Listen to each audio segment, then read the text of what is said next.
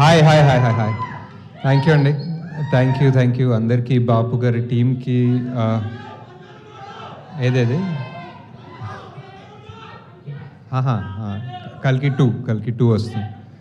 So బాపు గారు ప్రొడ్యూసర్కి, full team, technicians, actors, డైరెక్టర్కి అందరికీ thank you so much. First నన్ను ఇక్కడికి పిలిచినందుకు. అండ్ నేను ట్రైలర్ చూశానండి.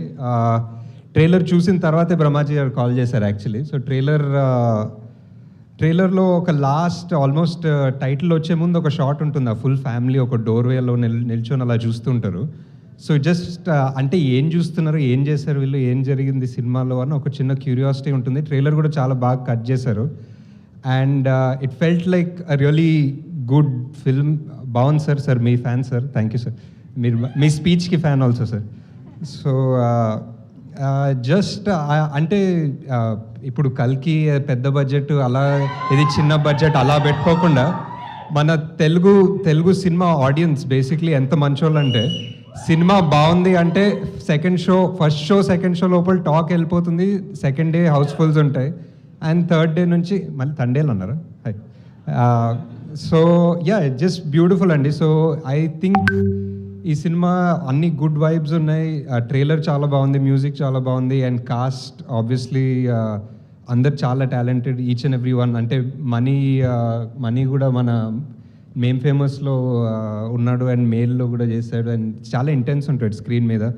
బ్రహ్మాజీ గారి గురించి ఎక్కువ చెప్పనవసరం లేదు, అందరూ ఆల్రెడీ చెప్తారు. సార్ జాతి ఒక్క మాట చెప్పమంటారా సార్? మన డైలాగ్ ఏంటి సార్ జాతిరత్నాల్లో? నాలెడ్జ్ ఎంత నాలెడ్జ్ ఉంది సార్ మీకు అసలు సినిమాల్లో. So great sir. Wishing the entire team all the best. Thank you for coming. And will see you theatres 21st February. Sir మీ బాపు గురించి అందరూ మా బాపు గురించి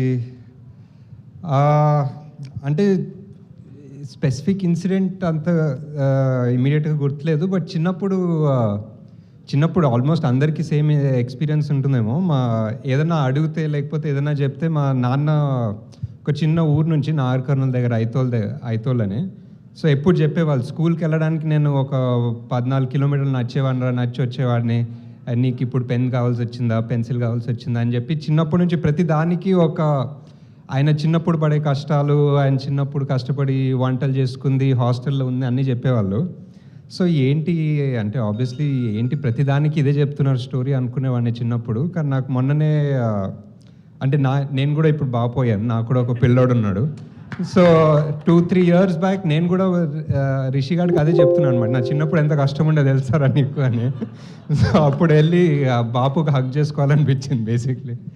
అంతే ఇంకా that's all. Thank you so much. అందరు బాపులు ఇంతే అండి. And thank you so much.